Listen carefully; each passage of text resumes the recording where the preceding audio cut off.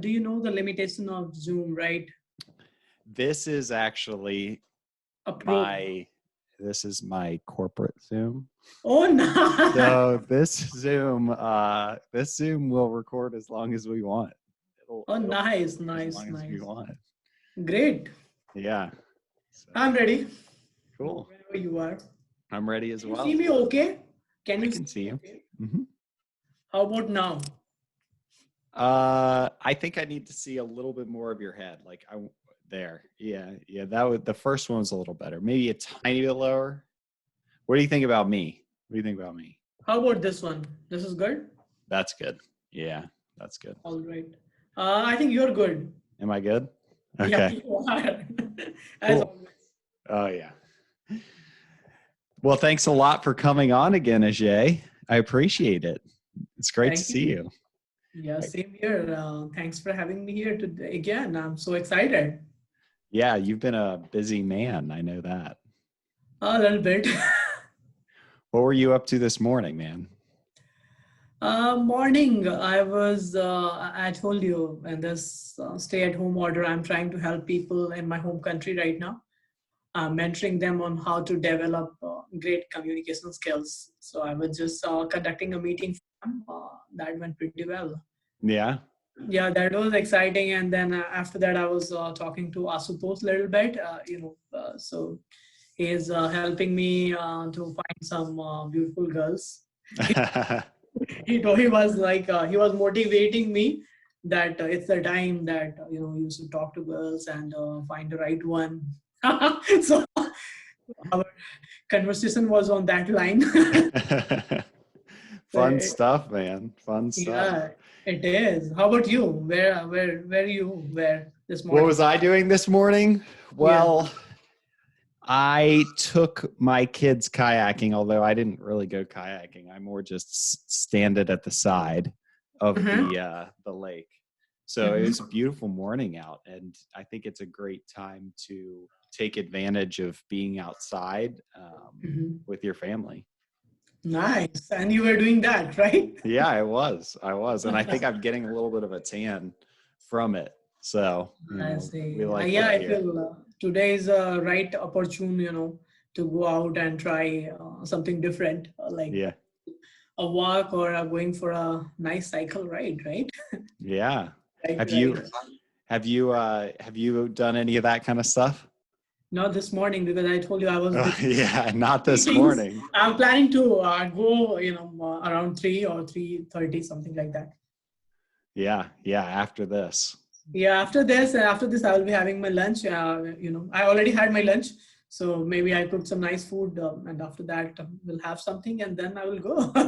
I'm happy I could get some time in with you because I know you're busy doing cool stuff. I'm trying. Yeah.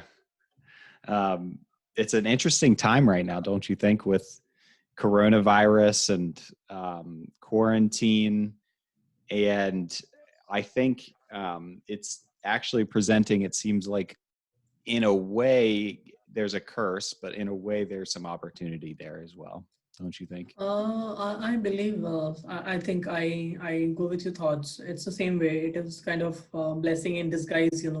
So I understand them, and with due respect to whoever has lost their life in this global pandemic, and people are fighting hard, and this is the time of adversity. But I feel this is a time where you can do a lot of things, rather than thinking about what to find interesting. I mean, there are plenty of cool stuff. I feel like this is a incubation period for businessmen or people who are working hard in their jobs to learn something different and try something different. So I feel, yeah, it is like a lot of family time, right? Yeah. To explore self and find your interest, right? I think, do you agree? I agree. That's the first time I've ever heard someone say an incubation period. That's a good, I think incubation is a good word of the day. we try and, Ajay and I try and teach each other words of the day. He sends out words of the day. I'm planning to send those again this week. I was busy. Yeah. I have all the list. The only thing I have to do is to add that on my Google Calendar so that I can message early morning. I feel like that is a great way to learn a new word every morning, and how satisfying it is, right? I think it's just a fun game. Like you Yeah, give me a word in the morning and I'm like, all right, here's a game that I have to somehow figure out a way throughout the day to put right. this word into my Yeah. daily something. I think, have you, I mean, last to last week, I was sending some word of the day that were like, I felt those words were very affluent.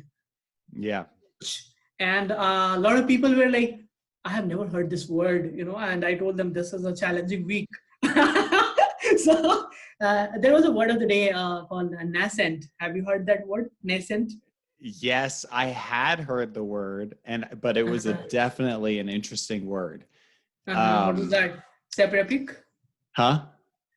It was I'm trying to think what it actually means, to be honest. what? I Nascent? forget. Yeah, nascent. Yeah, I forget. Nascent is just you are in a very initial stage.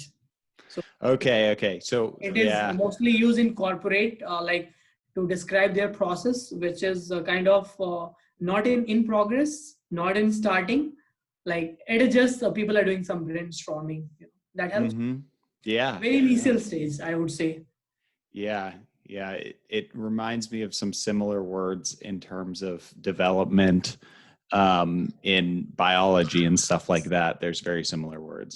So Exactly. So I feel though if I take those kind of words, I know that you have been blessed to learn English as a first language, So you must be finding those words are easy, but not. I don't think that word is easy, man. I think well, I actually recently heard a study that said that US was not very high up there with our like average vocabulary. Oh yeah. So we need to work on that here. I How heard how do you learn like generally words and all? I know that you speak this language day to day, right? You dream. yeah. Think. So how you learn all vocabulary? I'm saying Hmm. learn it through your parents or in school, or how do you do that? So I will tell you that initially I learned like every other toddler based on Mhm. I think just talking with parents. However, recently I've been trying to expand my vocabulary, and sometimes I hear myself say a word and I'm like, Mhm. wow, I didn't know that. And that's from reading books. And the way I Wow. read books is I listen to books on tape. So I think that Nice. that might help me as well because I'm hearing the word and Mhm. then I can say it again a little bit easier. So Wow. that's kind of a technique I've used. Although Mhm. I'll definitely say I have a lot of work to do in my vocabulary section. I know. I've been working on my vocabulary as well. Yeah. Yeah. That's the reason whenever I read some books, then what I do, I can show you pretty quick what I do. Can you see here? Some Put it up a little bit closer. Yeah, I can see that.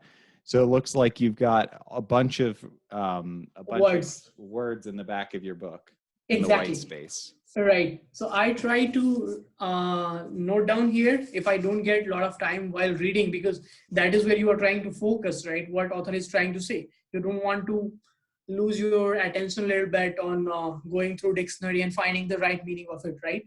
I try for some words I try, but if I don't get time, I write it over here, and these are our word of the day. Oh, I, really? yeah, I have So a word. what book was this week's word of the days from? All right. That was from a book called have you if you have heard about Abraham Lincoln? Yeah, yeah. There's a book Lincoln on leadership.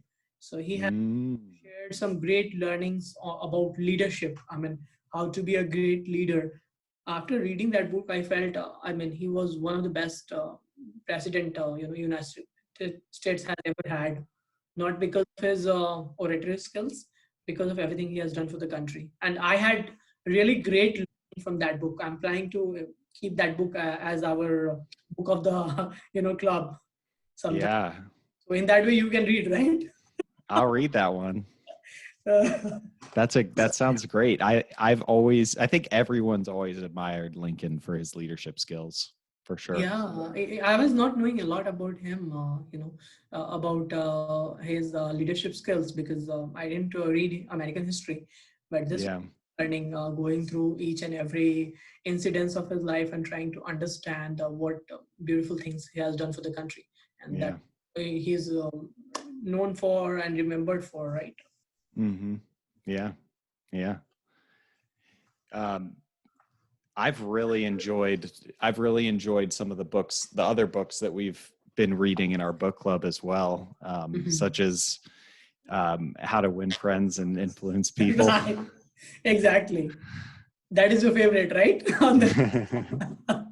I do like that one a lot. I really do. Yeah, I really do. same here. I felt, I mean, that book is something you should be reading like at least once a month. Yeah.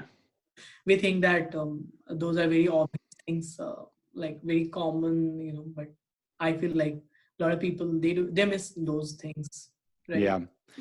And we're doing a book club with some people, some of your friends back in India. How is it over there? Is it different over there? Especially like I'm just kind of curious in the whole coronavirus. How's your family? How's everything in that country? I'm sure it's a lot different. It is. If you know, currently India is under lockdown, and it has been 31 days. Still, lockdown is there. They have extended it till 17th of May. But I really admire and adore whatever prime minister of that country is trying to do for the country. I feel like in a country of 1.3 billion people, just 30,000 cases, I feel like not bad. And just Mm-hmm. so I feel all the bold step, brave step, whatever prime minister has taken, everything is paying off. People are safe. We don't have a lot of mortality rate is low. So government has been trying to do very good things. That's good, but how's your family doing with all those things, right? Oh, Because good they, I'm question. sure they're like, I'm They're sure stuck. everybody has to struggle together, I guess. So. Yes, I think they are struggling a little bit. They have been made house arrest. I Yeah. but I had conversation with them, and I always try to tell them like try to spend some time learning good things. So my dad is doing it. My dad is reading scriptures. He is reading some religious book from Hindu religion. So a book called Ramayana. That was written like 10,000 years ago. Hmm. He has finished that book, so he was very excited to join our book club.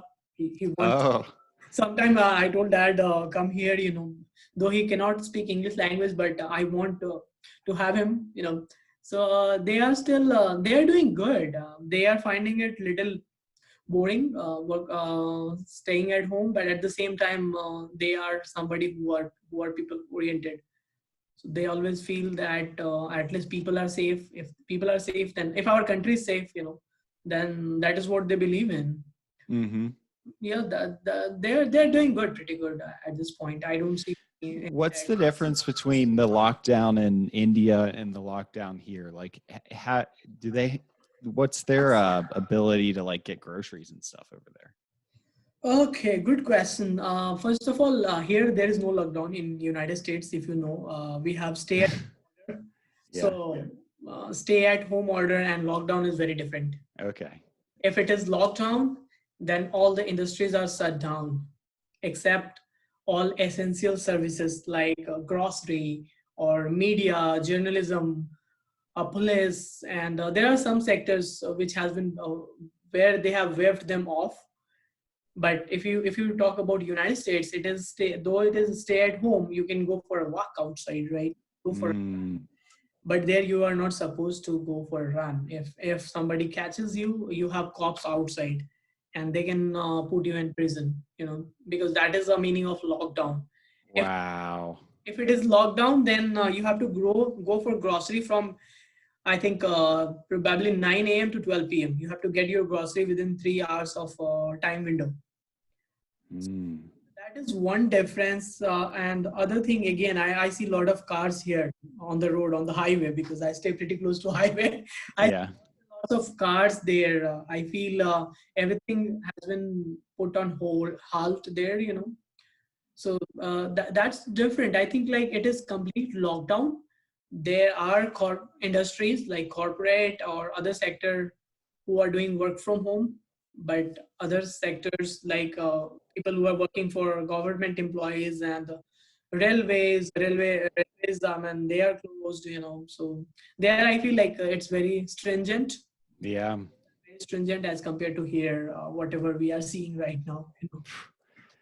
Yeah, I would not have been able to take my kids kayaking in India.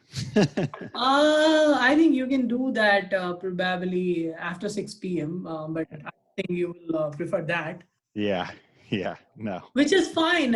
Which is, I feel like, I know that it's bit harsh, but that is to save humanity and It's human race, right? it's It's a also, fight.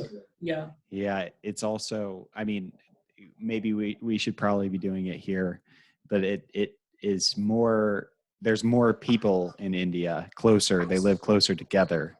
So right. they have to be, I think, a lot more strict too. Exactly. Infrastructure is different in India and USA. For example, here, if you are infected by COVID, and you have been tested positive, they will tell you to do self quarantine. Right here, if you are in initial stages, like if you have minor symptoms, mild symptoms. But in India, if you are infected, if you have been tested positive, you have to go back to hospital. Mm. Here we live in a big houses. We have 4 bedroom, 5 bedroom. There is one bedroom house, 4 5 people are staying together. So practically, there's no way you can do isolation or quarantine in home.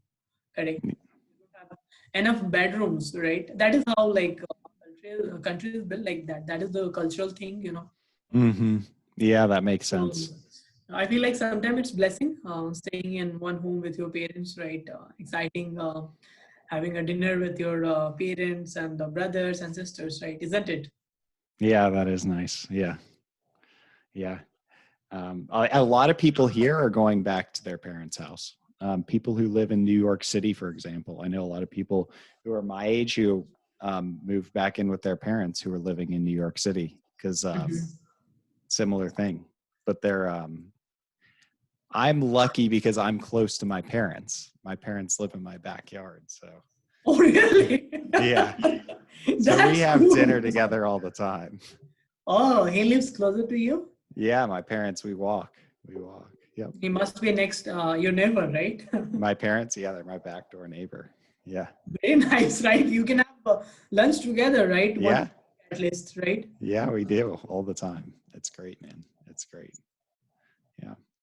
So, how has your work been? Has work been more crazy, busy, crazy, anything? I know you're probably working from home, right? Right. Uh, Okay. I won't say it has been crazy, but definitely we are more responsible right now when we are working from home.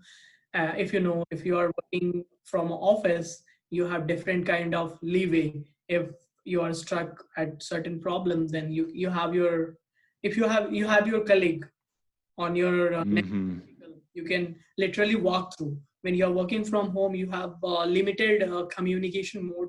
So we are trying to be more collaborative. When we are working from home, we are trying to be more productive. So that's the thing. Work-wise, it is pretty much the same. I feel like I feel a little busy when I'm working from home. I want to make sure that as productive as when I'm working from home or when I was in office.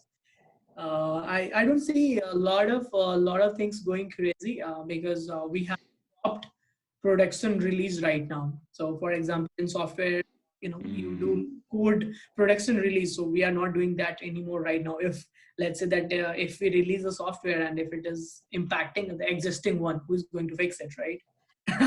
Nobody can come to office and fix it, right?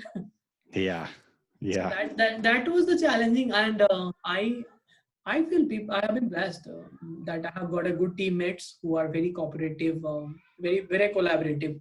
I would say if I call them or text them, they really quick. How about you? How are things at Dell? Things are good. I obviously just a different way of working because I'm in sales. I typically would go down into the office every once in a while. So now I'm completely remote. And so I did my first Zoom drinks with a customer. I had Oh, drinks over nice. Zoom the other Mhm. day, which is interesting. Oh, cool. Zoom coffees. Um, Mhm. those are a lot more common, and it's weird because you're like in everybody's house. Right. So it's like, in a way, it's like it's kind of cool because you get to see everybody's family, see everybody's house. And Yeah. we've been much more video oriented because we can't actually be face to face. Right. Some nice That's background, right, for everybody. You can see background. I like your background. Yeah, it's my kind of vision board, I think I told you. And this side, I have my family, my family, friends, and some of my graduation picture. So that keeps me motivated. that that keeps me motivated. I think you have a pretty good background too. Mine is just right now. Mine is I was lazy and I didn't. Sometimes I'll turn my desk around to have like videos in the back, but I like this Oh one yeah. too. I like to change it up. Oh no, So really? I I have see a a lot of just lights. Oh yeah. whiteboard, Oh yeah. and then I've got just two pictures, and then I've got a blackboard over here. Oh So yeah. I'm a Nice. big when I try and work, I like to work like I love whiteboards. I just Do you?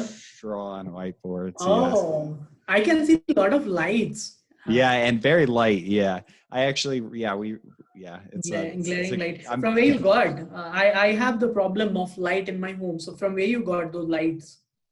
um, where do I have lights? Uh-huh.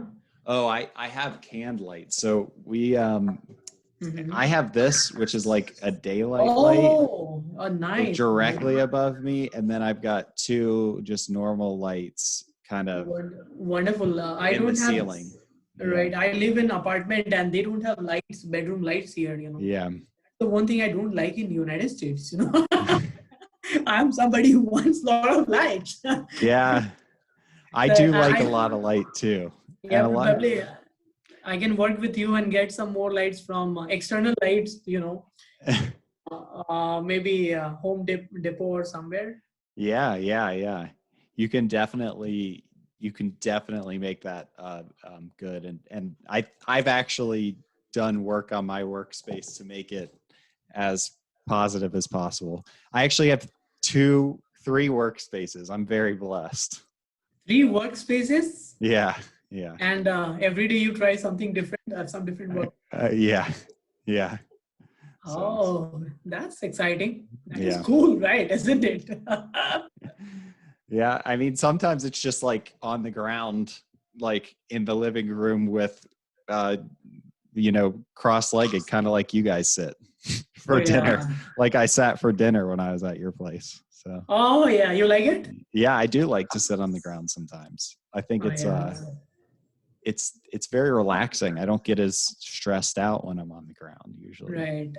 I feel I love to sleep on ground actually on carpet. Yeah, When I go to bed every night, if I am sleeping on carpet, I feel like I'm grounded. I'm like yeah. connected. So even though I have bed, but I sleep on ground on carpet. I love it. So I do. I don't think I Mhm. can fall all the way I know it's different, right? through the night, but I can Uh-huh. fall asleep. My wife and I put my 4-year-old to sleep, and she is in the bed with him, and it's like a Oh, small bed. So I'm big. We can't fit in there. It's like his bed. So I'm on the ground, and I'll like read him a book or whatever, and I always fall asleep on the ground as well. Um, nice. but Very cool. I can't go through the night. I can't go. I'll wake up in like 2 hours, like, oh, Oh, really? you know. I have been doing that from last 5 years in country. Oh, really? Yeah, I get good sleep when I sleep on the floor. So it's not that I can't buy a bed. I have money to buy it, but I enjoy it. I enjoy it. Yeah, yeah, Yeah, I enjoy it. Like when I sleep on a ground, I feel like I'm so connected to this beautiful nature. I know it's different in America, right? Yeah, I completely understand that. That's the same way I feel when I'm sitting down and I'm working. I feel more connected. I don't know. It sounds corny, but I really do. Yeah. I see. Where are our guests, right? Finn. Where is he? Oh, Finn, you may have heard him. He was on the computer and he was trying to ask me for Ah, something. uh, But my wife and my kids are both upstairs. Yeah. oh, nice. Yeah. Yeah. Mhm. That's really, I'm really lucky to have that during this time as well. Yeah. I see. Very good. Yeah. So where do you want to go from here? What were you kind of thinking to talk about? I think we've got your I was thinking about maybe your friend has a Mhm. little video. I wanted to maybe show that. Would that be okay? Yes, go ahead. Okay, cool. I would love. I didn't see his video yet, so it will be. Oh, really? So Yeah, here, let's explain before we start the video. right. Oh, What we were thinking here. oh my So God, you are my explain. friend. You are also using this Google Calendar. Nice. Yeah. Oh, I know. my Zoom thing is blocking my ability to change tabs. Oh Just yeah. a sec. Okay, I got it. Okay, Mm-hmm. here. Can you see my screen? I can. Okay, so this is your friend. So give a little backstory on who he is and what we were kind of thinking here. I think that would be great. All right. Oh, hey, he is Asutosh. He is my best friend. We have studied together for 6 years, and probably from 99 to 2006. And he is very kind to me, very dear, and I'm excited to, see what message he wants to have for me. I'm glad he is here. Yeah. So he sent a little video. We requested a video just to see what kind of message he has for Ajay and what he thinks about Mm. Ajay. So I'll play Sure. this. Can you hear it? Can you hear Uh, it? When I played it, Not. could you hear it? Can you play? Okay. I played it briefly. Mm-hmm. Oh boy. Can you play Share now? computer sound. Here we go. Okay. Yes, you were on a mic, I think. Yeah. Yeah. I am glad that I have been considered to say something about you. You are being such a nice friend since childhood. I can recall how we bunk class and enjoy a lot together. We were fond of balusahi and samosa of that old place. We have spent very much time and made lifetime memories, and very much glad that we accidentally met again via Facebook last year. You always been make me remember to our old days, and you are helping me to increase my communication skill. Lots and lots to say about you and our friendship. I can't complete in such a short time.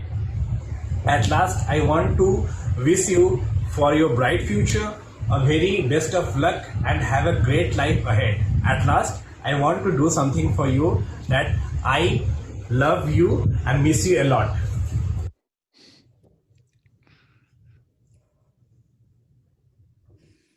That was so nice. Oh my goodness. Sorry. Sorry, I'm a bit emotional. Sorry about that, Jack. That's okay. You don't need He's, to apologize. he has been a kind friend, and I can see, like, we had spent so much time together, as he said, bunking classes and eating a lot of samosas, And coincidence was like, it was a coincidence. We met. We lost our touch post 2006, and last year we met after probably maybe 12 years. So I'm so glad. I'm so thankful to him, and what he has done for us, and he has been a wonderful friend, a very kind and very nice guy, I would say. So you went to high school with him? I did. Is We that what it was? studied. Yeah, he's a very good kind guy. Like we had like a lot of profound memories with him. So we never focused on studies. We did everything other than studies, as he mentioned. we were a foodie guy, and we So used, what are you saying? A footy guy? yeah, What is that? he used to used to love food a lot. Oh, foodie guy. Okay, a foodie Yes. guy. So what kind of food do you guys? You guys, Uh, we what used kind of food? we used to eat samosa a lot. It's Indian snack, and we used to eat a lot of sweets. And can you believe we used to like eat 5, 10? We used to order like sweets in bulk, probably 2 lb, 3 lb, and we used to eat like anything. Oh, I'm trying to. Okay, so samosa. How do you spell it? SAMOSA. Yeah. Oh, samosa. Samosa. Yes. Okay.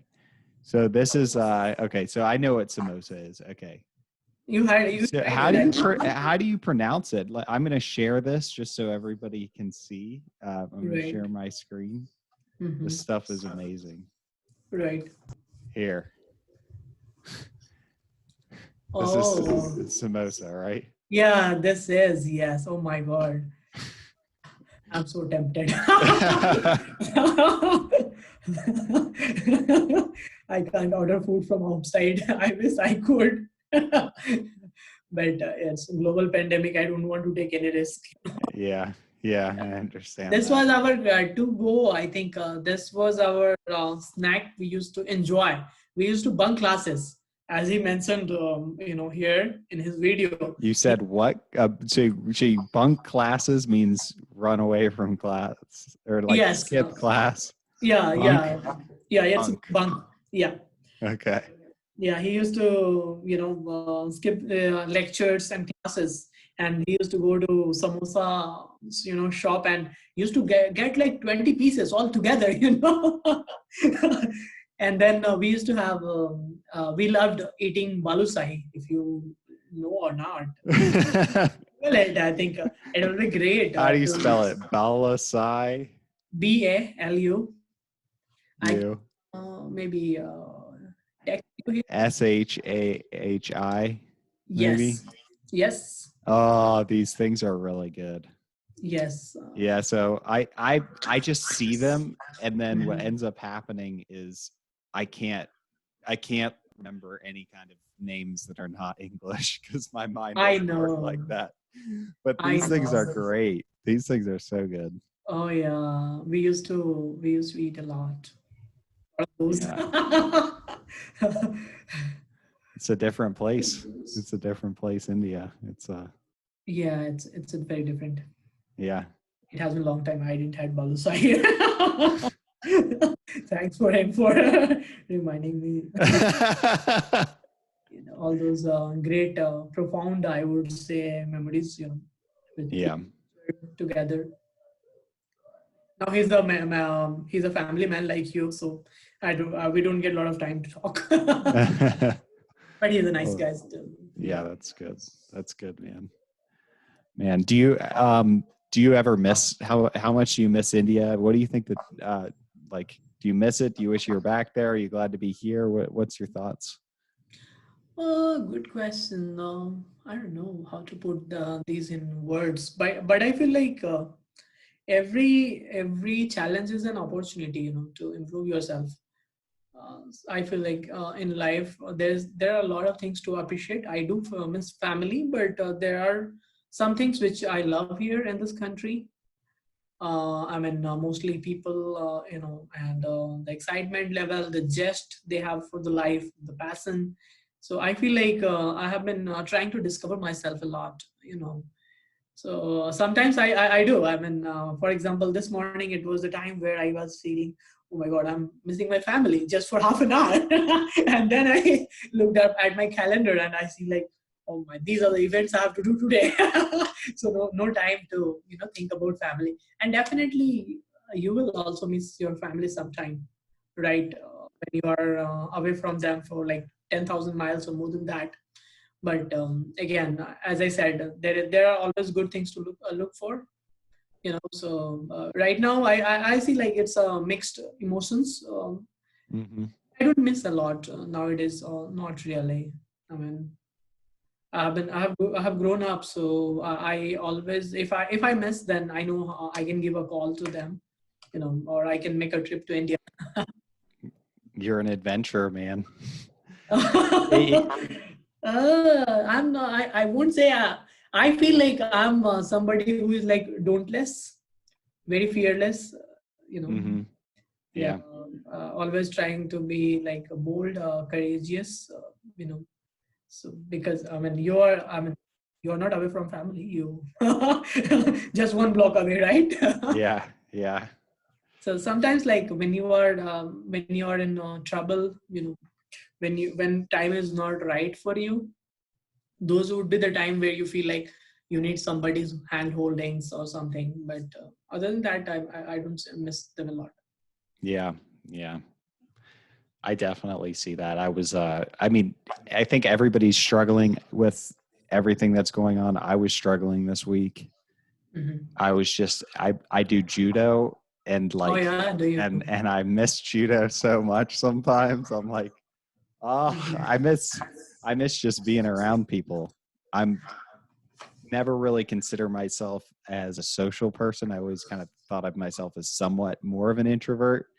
Same. However, I think I'm more social than I think sometimes because I'm I, like, I I think I the am same way. missing, I I am never missing people. I never felt that you are introvert. I think, do you know what? I think like this word has been coined in a different way, introvert or extrovert. You know, I consider myself as an introvert when it comes to personal life. Mhm. Are you like bewildered or puzzled? I feel like No, because I think I'm the same way because people think that I'm super social. However, I get energy also from doing things by myself. And that's sometimes what people say the definition of an introvert is somebody who like when if they want energy, it energizes them more to be by themselves. And sometimes that's how I am. Sometimes it's with other people, but like I can do things by myself, right. like read or do something like that, and it energizes me, and I enjoy it. Yeah. Exactly. I think my thought goes on a similar line as you. You mentioned that introvert is somebody who gets motivated by himself sometime. I Hmm. introvert is somebody whose internal world is so connecting to him. Like he's so connected deeply to internal soul, you can say, or world, that he feels that he has everything. He has not, he don't have to connect to the external world, which is okay. When it comes to my personal life, I feel like I'm introvert. I enjoy spending time with myself, questioning a lot. So I feel like, yeah, I'm also introvert in personal life, but not comes to professional and social life. I'm definitely extrovert. Yeah. Yeah. I So agree. I think, that is where you also feel, right, that Yeah. people think you are introvert, but you are not, right? Yeah, extrovert. People think are typically, well, I don't know. I think people sometimes think I'm an extrovert. Yeah. But I I'm more of see. an introvert. Yeah. Do you? Yeah, well, I think I'm an introvert, but other people think I'm an extrovert. See. Oh, nice. Yeah. Yeah. But that was a really good thought of soul correcting. Like if you look into your own self, that's where you correct yourself, I guess. I feel, yeah, I feel like moreover self analysis, right? Hmm. Yourself question that, hey, what could be the best decision I could have taken, right? What are the things I'm blessed with? What are the things I'm very thankful to, right? Or what are the things, that I should have done? Like there are few wise decisions you have to make every day. I remember I was reading a book right now from an author called Napoleon Hill. Yeah. Yeah. He talks about failure. He talks about defeat. If all of us get setback, every failure has some learning in it. And it was like, why? What is the reason? What is the rationale behind we kind of repeat our failures or defeat? So he was like mentioning that failure talks to us in a very dumb language, like the language which is like very brass, or the language which is like not very clear. It is a very murky language. So we don't understand that what failures are, and we kind of repeat same thing again and again. And I mean, for example, someday you take a commitment. You won't be watching any Netflix video or Amazon Prime, right? And again, you go there and okay, I will watch for 5 minutes, and you keep continuing the same thing, right? So I feel when I do self-analysis, I read somewhere that helps me in getting rid of those so-called failures or defeat. You think same way? Yeah, I think that that's a really good thought. I was just thinking about how um, I will use. I have commitments that sometimes I'll mess up at work, Right. and I will self-analyze, and Right. that's a good way for me to kind of not make that mistake again, because I never want to make that mistake again. You know, Yeah. so yeah. That's what he was. Napoleon Hill was talking. Like failure talks to you in a dumb language, actually. Yeah. So Yeah. even though you know that you are making mistakes, but again, like your habit is not good, so you keep repeating those, right? You feel like you are more prolific at your work, but it's not, right? You're just doing the worst things again and again and again. Exactly. You feel like you have decided I will be done by 5 p.m. today, Yeah. and extending your work hours and missing those beautiful family time, right? Yeah. Yeah. You know, it is important to be able to shut off work. And that is definitely something that's hard from working from home. It is. It is. Yeah. Because your work is always there with you. But Right. Yeah. I recently took off Friday, and Mhm. and I made a commitment to myself. I put like an out of office that I was just not going to look at my email to Oh try yeah. and shut off, because it's so much. Because once I start thinking that way, then I just keep going, and I got to respond and all kinds of stuff like that. So I'm like, I'm just gonna turn it off and see what happens. But I it's see. my way of disconnecting, and getting Oh, some space so I can review some of the things that maybe I wasn't doing as well, you know, because I think that that's important, and that's kind of the way I process things. taking Process time stuff. off. You feel like taking time off. Sometimes, yeah, sometimes it's like a muscle. Mhm. You have to rest your muscles every once in a while. To strengthen it, right? To Mm, get more muscles, right? yeah, It yeah. is just doing like a workout, right? Yeah, I mean, it's not to say be lazy, but it's also to say that you also have to take breaks. So, yeah. Nice.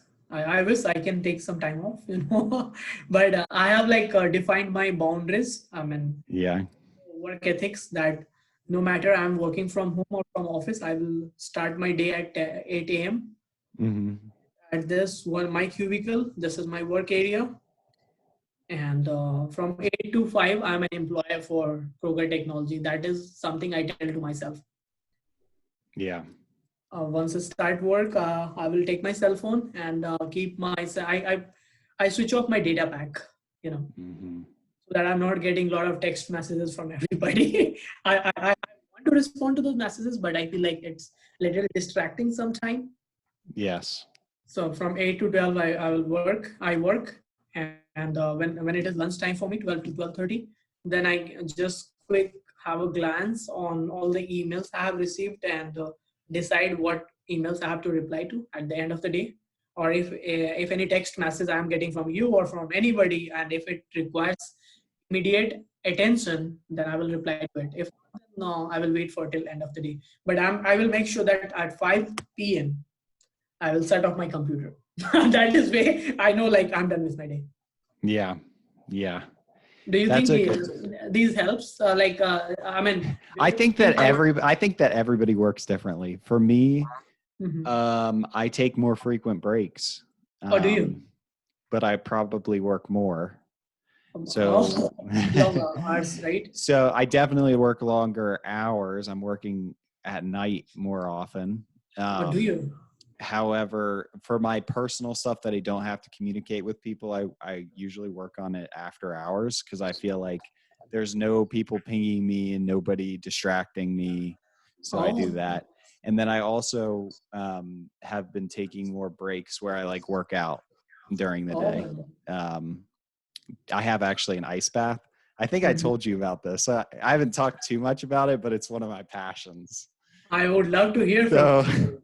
a 30-minute break for me is like I'll take so there's this, have you ever heard of the Wim Hof method?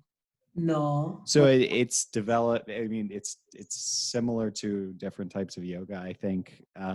But I take deep breaths and then I hold my breath for long periods of time, like 3, 4, 5 minutes, in different rounds. And then I do stretches, yoga exercises, those types of things. And then at the end of it, I have an ice bath in my backyard. So it's like a tub freezer. It's a freezer that I'll freeze and then I'll chop through the ice and Oh, I'll get in there and I just sit in there and, just you basically try and calm your body down. It's a great exercise, they say, for like mountain climbers and stuff like that. And it's good for your sore muscles. oh. So I I've would been love doing, to. I I've would been, love to try, but it's freaking right, freaking cold, right? yeah, it hurts, man. It hurts, but you It feel, you hurts. get out of there. I get Mhm. out of there and I'm in my backyard and I just scream like, like I'm crazy. Oh yeah. And But how I long? love it. It feels so good. If you've Maybe ever done it, for it's how like long you are doing ice endorphins. baths? Maybe 10 minutes. About a minute. No, I mean, the most I'll ever do is 10 minutes. But like in a normal day, like I'll do a minute. I'll do a minute. Like on a normal day, you do a minute fully in there in the ice and then put your head under. That'll get your mind fresh, I My think. goodness. From where you get ice from freezer, right? And you keep. No, that's why I was saying it's an actual freezer. So that it's a freezer that's like a chest and you just open up Oh, the top. So I'll plug it. I fill up the freezer with water. I caulked it. I made it waterproof on the inside. my I fill it goodness. up with water. I plug it in and I wait until it freezes and then I unplug it obviously while I go in it so I don't get electrocuted. And chop through and go in for a while. Yeah. Exciting, right? It is. It's freaking amazing. Nice. Yeah. I would love to see that sometime. When this stay at home is over, Yeah. to go to your home and see that. Yeah, you should, man. You should. But that's one of the things that has been a strategy for me for just staying sane, I guess, is I've been doing more of that type of thing, which is good. Yeah. Very cool. So you've been working on your blog a little bit more, I think, haven't you? I've seen a couple more articles recently. Yes, I do. I have been working. I have been trying to. I cannot claim myself as a great writer, but as you know, I'm very passionate about the things I do in my life. Yeah. I felt I was trying to influence people through public speaking, what we are doing through Toastmaster, but still I had like a couple of my friends or audience who is not here in the country. So I wanted to share something useful to them. And I can't have a call, one-to-one call with them because of time zone. So I felt this is the time for me to take one step and start influencing people through writing. It hasn't going well. It's crazy. Like I'm writing every Saturday one article, and from January I started this year, January 2020. So I had a goal to write one article every Saturday. So definitely if you will get a chance, I mean you are seeing those articles, right? I've been seeing them. Yeah. Yeah, so I have been trying to craft it, put my thoughts there, and what I mean the topics which are very close to my heart, like the ideas which I get from books and all. So sometimes like those are very abstract concept, but people find it very interesting. Yeah. Yeah. The last one I remember, I wrote an article of what rich people teach their kids, which poor don't. Right. Yeah, I saw that one. I saw that one. Yeah. Yeah. So that was idea from book Rich and Poor Dad. Rich Dad. Yeah. Rich Dad Poor Dad. You read that book, right? Yes. So I feel like I have been trying to mostly it is non-fiction. Mostly it is about my personal experiences of life, and some topics, some like social issues I am very concerned about. I write on those, and I'm still trying to do better at that. Trying to learn a lot. That is where I was reading this book. The Yeah. on writing well. Yeah, and if you read this book, you will understand how much crap people are writing. Really? Yeah, and we use very little. How are you feeling? Pretty good. Either you feel good or bad. You don't feel pretty good, right? I will tell you. If I call Asutosh and ask, how are you? I'm doing too good. Either you will do good or you will do great, right? So I don't know. You understand language better than me, but as per this author, those are little qualifiers. You know, so he suggests us to kind of get out of clutter, and he he believes that when somebody is reading your blog or somebody is reading your book, you are trying to take him on a journey. So you have to make sure that you are having proper journey actually, with all the little steps. After reading this book, I felt that a lot of mistakes I was doing. So I have Yeah. to correct those. I'm not sure, like I think I know that you must be good at writing because this is your area. I don't know how good I am. However, I was just thinking about an author. I was listening to him talk about writing, and it reminded me very much of what you were saying with when you were talking about don't say pretty good, just say good. Right. The pretty is just filler. Come on. Exactly. Yeah. And then the other thing is precision in language, he was saying. So Exactly. there's different things you don't really understand unless you're talking about an event, when, where, Mhm. how. Like you have to it's not accurate unless you're saying those things. For example, if you say that guy is a jerk, Mhm. well, he might be a jerk because he's in an office situation like that he's not comfortable in. Right. So you have to say he was a jerk now. Like this, he was being a jerk right then. You don't know Right. if he's a jerk when he's out at having a barbecue with his family or something like that. Right. He's probably not. He's probably a great guy. So Right. I think precisioning your language is extremely important, not only for your writing, but how you're thinking as well, and how you're talking. And you can learn a lot from storytelling and those types of understanding how to write. Exactly. Like that is how I now, after reading this book, I read 100 pages, in last 2 days. So which is like, I feel like, which is a lot. But I always, after reading this book, I feel that writing is more over trying to sell your ideas. At the same time, when you're writing, you have to understand the reader's perspective. You have to understand your audience. You have Yeah. language, all those clutter, those kind of things you have to understand, which I was not knowing a lot of it because I never tried writing, and I didn't had English as a formal language, as a medium of education. So it was great to understand grammar, all those periods, semicolons, where people do like enormous mistakes. Yeah. Yeah, that's a it's a great thing to learn. And I wonder how different is that what is your native language, I guess? Where you're from in India, what is the language? My native language is Hindi. It's Hindi. Yes. Okay. How many languages are there in India? Oh, That's a good question. I think I can't count also, in India you would be surprised to know at every 50 miles you have a different language. Hmm. You have such diverse languages there, a lots and lots of language there.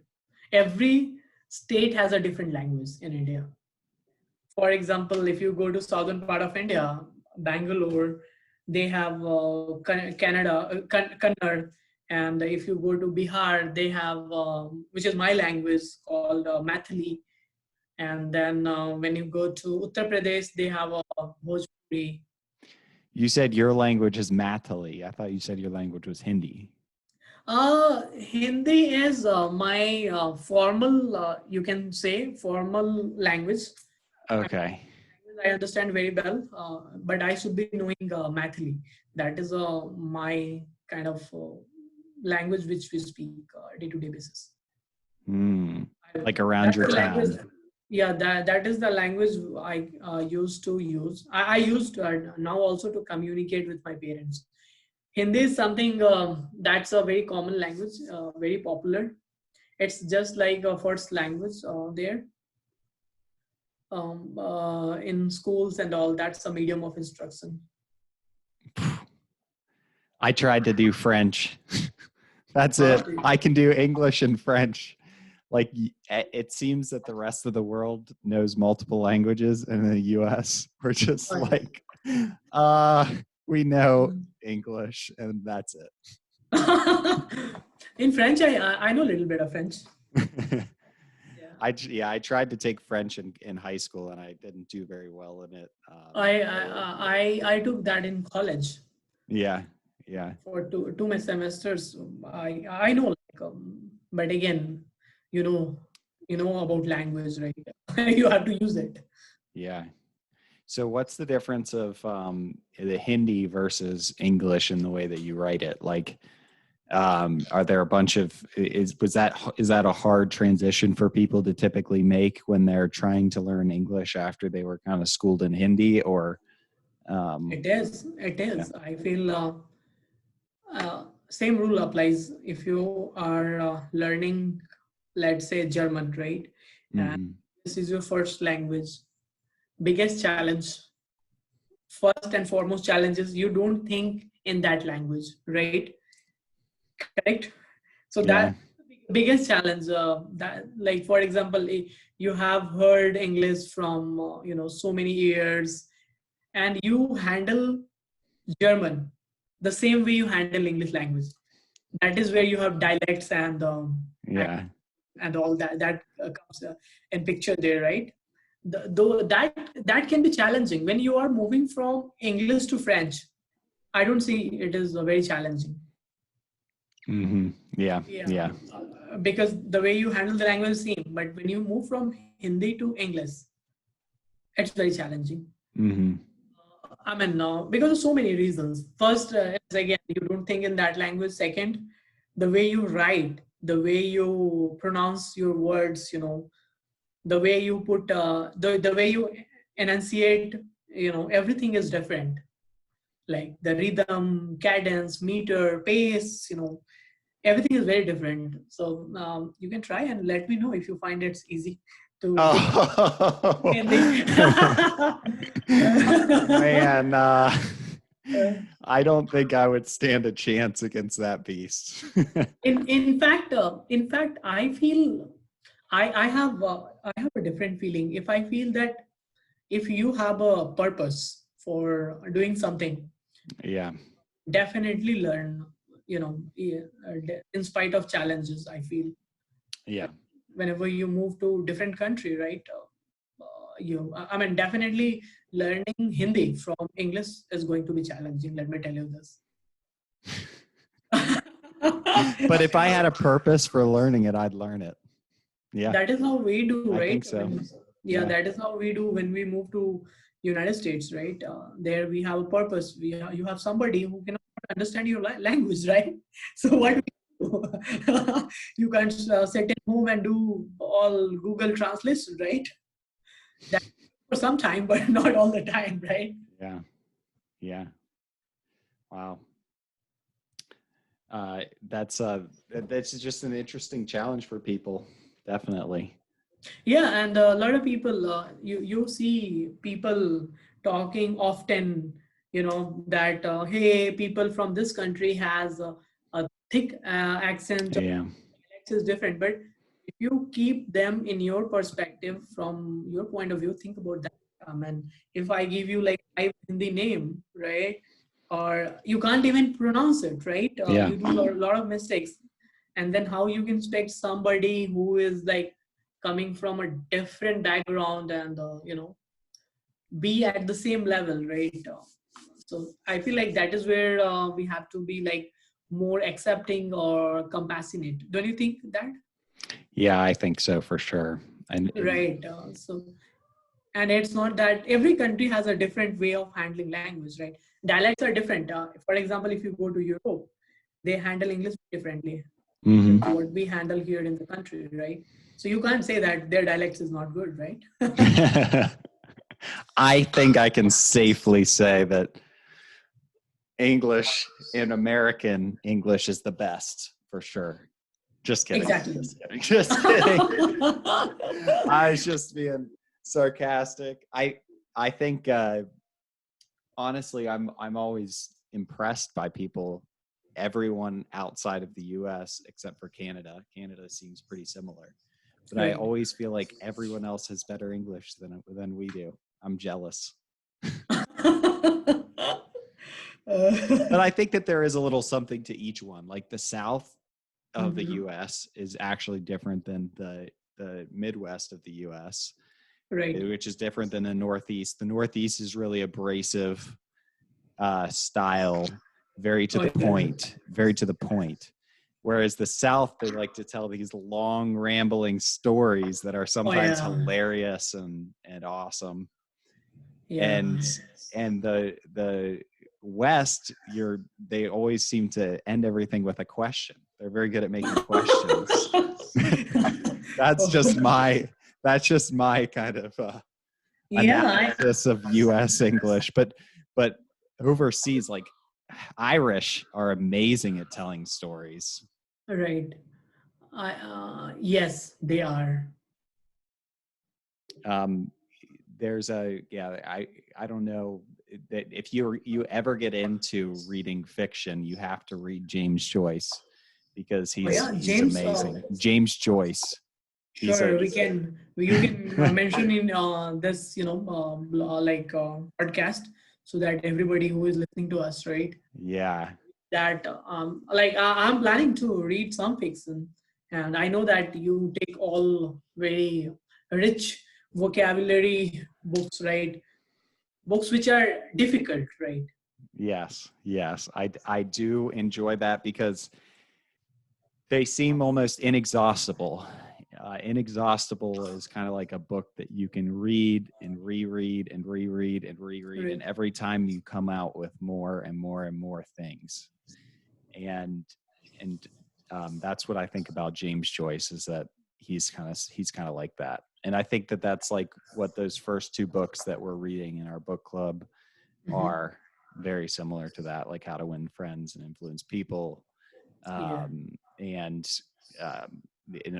the books that you've recommended, I think that they're kind of like that. So James Joyce, Ulysses, that's a great book to read. Oh yeah, I heard about that book. I heard the title, but I was not knowing about the author. How is that? Yeah, the author is from Ireland, and that's what made me think of Irish having a very good English version of English language from Dublin. Right. Yeah. What do you feel about the style of writing or kind of vocabulary he has used, or overall?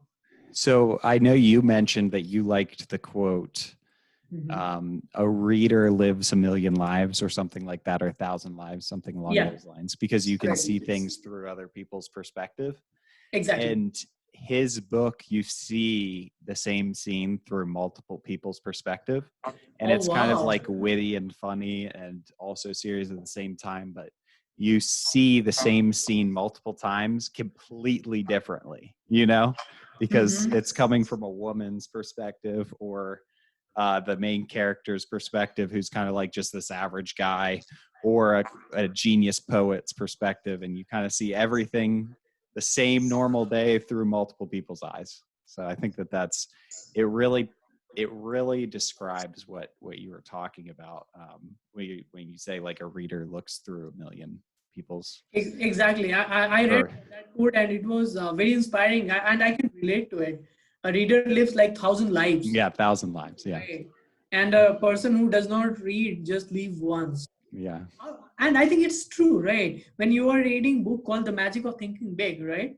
You're trying to understand the thought process of what he's trying to convey, and how beautiful that book is, right? Very powerful. Yeah. Exactly.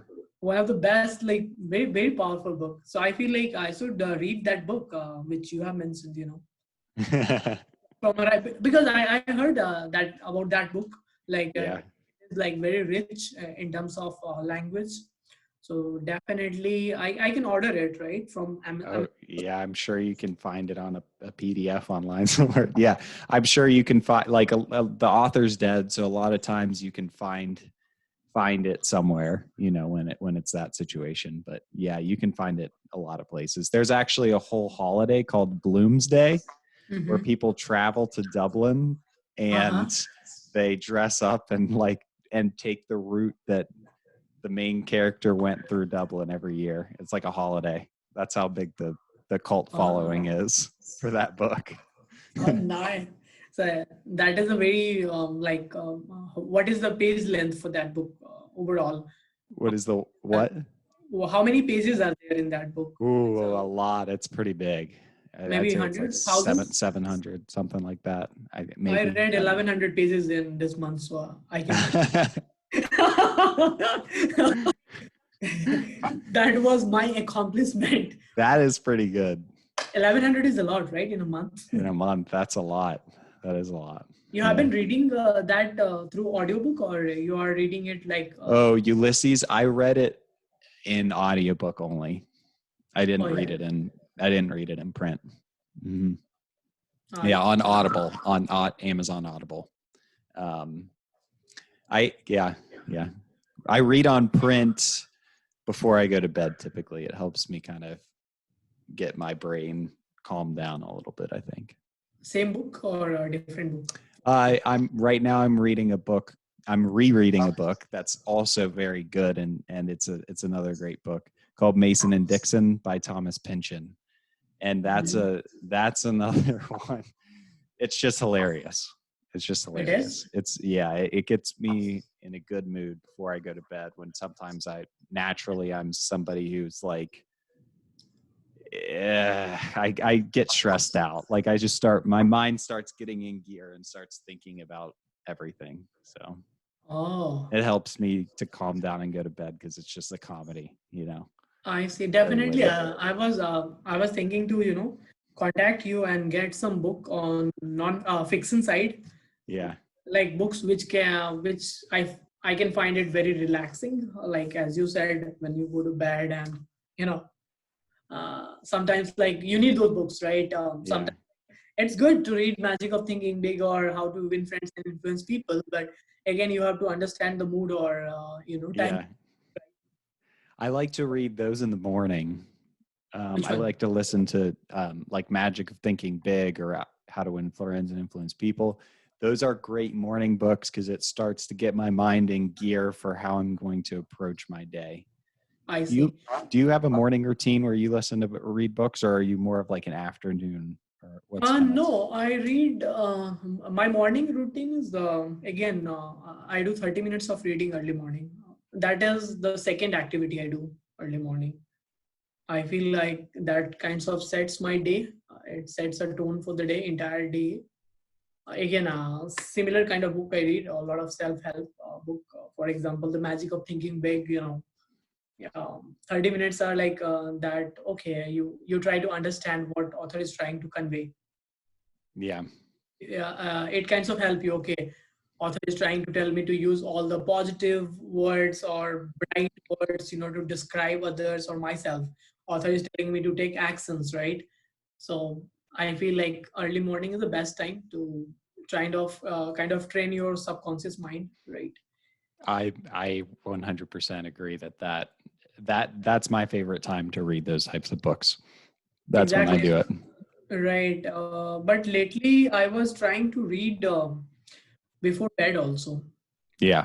Yeah, and I feel like when I go to bed, before bed, if I'm reading some good books against self-help, then I feel like next morning I'm waking up with more energy. Hmm. So I feel someone had told me this, that try to read at least 5 pages before you go to bed. Yeah. I like to read. This is my strategy is I read until I don't really have the attention span to read another page. I'm kind of like halfway through. I'm kind of like, all right, now I'm going to close it up and go to bed. You know, Oh, that's kind of nice, how I am. nice. But yeah, it's great, man. It's great. I like that you're a good friend who also reads and encourages me to do positive things. You're not toxic What is in that? any way. I said I like that you're a good friend who also does things that are similar to me, like read book, does like blogs, those types of things. Right. I said you're not toxic. there's a term that we have where like there's certain friends or people who like bless them, they're just not right for me at the time. You know, there's certain people who just aren't right at the time, and I try to spend my time with people who are go-getters, kind of like you know. They're Oh not toxic. yeah, Not go toxic. getters. Yeah. Then I can give you a book, a great book called Go Getter. Let me tell you this. Oh my goodness, that will make you more productive at your work. Let me tell you that. Yeah. That's in English literature something called parables. Have you heard about that? I know what parables are. Yeah. Yeah. I recommended you one if you remember. The richest man is man in Babylon. Yes. Yes. How did you like it? I thought that one was great. It was a great story. Easy read, right? It was an easy read, and it was also like very interesting stories, and I found them very applicable. For example, one of the stories was along the lines of don't take a plumber's advice on merchantry or something like that. So when you're when you're trying to get advice from about something, don't take the person who doesn't know anything about it. Take the person who works in that field's advice. I think he lost his first. There's a character in there that lost his first amount of money because he made that mistake of taking somebody's advice about jewels, and then it came back and the jewels were not real. Something along those lines. I probably didn't get it 100%, but that's something along those lines, and that it's great advice. It really is. Right. All right. I think I would suggest you probably, or once we have this, like we are over, once we are done with our global pandemic COVID, then I can give you that book, The Go Getter. You know, Yeah. I think that book will change your mindset or perspective about things. That has got like 65, 70 pages altogether. You can finish in 3 to 4 hours. Yeah. So those are kind of like parables, that are kind of book I want to sleep with on Friday night, you know. Yeah. Yeah, Friday evening, 5 p.m. I will switch off my cell phone, and I will make my bed. I'll read those parable. I mean, I don't want to get distracted, so that's why my cell phone will be switched off, and all, go get it. Yeah, that's good, man. That's good. I think we've hit about an hour on the podcast. Do you want to? We can keep going. I've got plenty of time. What do you think? You want to keep going, or you want to? I think we can do that. We can keep going. Oh, cool. Yes. Let's keep going, man. Let's keep going. Yeah. I got some water here. All right. Yeah, my throat is starting to be like, I've talked so much. I need some water. Mm-hmm. Uh,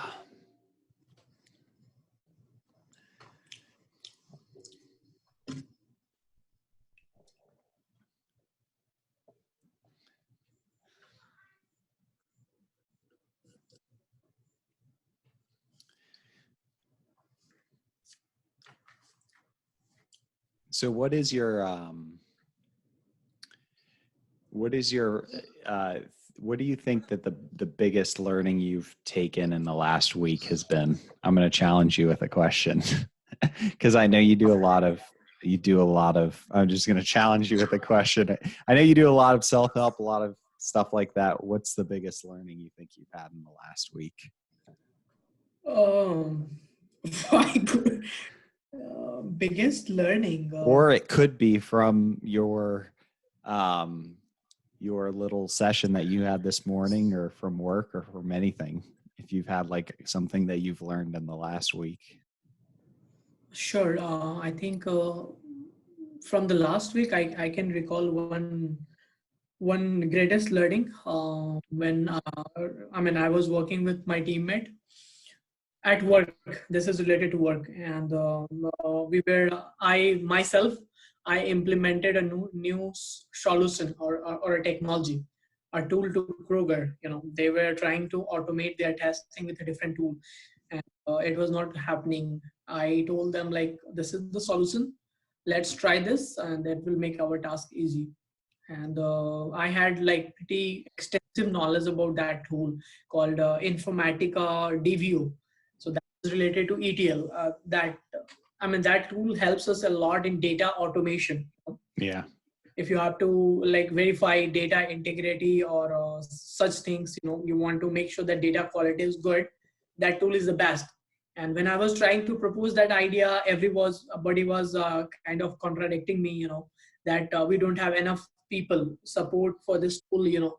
We have to do a lot of trainings and all. I'm like, I know very well I can train people on that. And the good thing was I was working on it, and we had a demo, and that went pretty well. I felt that I nailed it. I nailed it. I sold my ideas very well, and my lead, my manager was so impressed that he brought this. He gave a shout out for us, for me and my teammate, saying that I would like to call shout out for Ajay and Aparna. They had done such a brilliant job, implementing this technology in this industry, in this company, and they are not helping our team. They are trying to help multiple team, and this was a big commendable job by them. So we would like to, kind of clap for them. So I felt I feel like it was the greatest thing for us, that we should never give up. When I Never was give up. Yeah. Yes, when I was automating it, we were facing a lot of challenges. My teammate was like, this is not working, that is not working. And we finally worked a lot, did a lot of research, troubleshooted it. And it was great. It was rewarding to hear great words from our manager. So I felt that night was a very special night for me. That was Friday, last week. When you hear some good things, behind the scene, you're working a lot on some product, and you are hearing from people. That gives you a lot of courage. That gives you a lot of feeling of accomplishment, or taking a lot of pride in work. So there I felt that we should never give up. To be honest with you, we should be tenacious. We should be courageous, and try, and, try and try. Yeah. That was the biggest learning for me. That's I think I'm going to apply the same learning in my writings. That's why I'm reading this book, and I will rewrite my writing, rewrite my writing. That's great. I think one of the books that you recommended to me mentioned that leadership wants people to speak up, Right. and you don't want to be somebody who's not saying anything. So the fact that you were able to present your idea, and people gave you possibly somewhat negative feedback, and then you went forward and you kept doing it, and you believed in yourself, and you never gave up. That's That's definitely, I think everybody's seen that in the workplace. I certainly have. Right.